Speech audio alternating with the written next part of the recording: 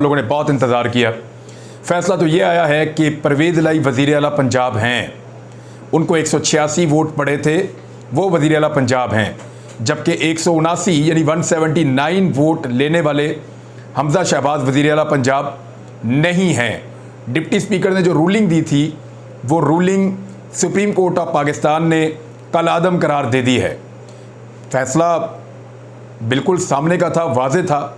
एक बच्चे को भी पता था कि इन्होंने रौंदी मारी है, सबको पता था इन्होंने धांधली की है, सबको पता था इन्होंने दो नंबरी की है, और सब जानते थे कि फ़ैसला क्या आएगा। तो वो इंसाफ हो गया है, लेकिन इंसाफ होने से पहले बहुत बड़े बड़े ड्रामा किए गए पाकिस्तान के अंदर।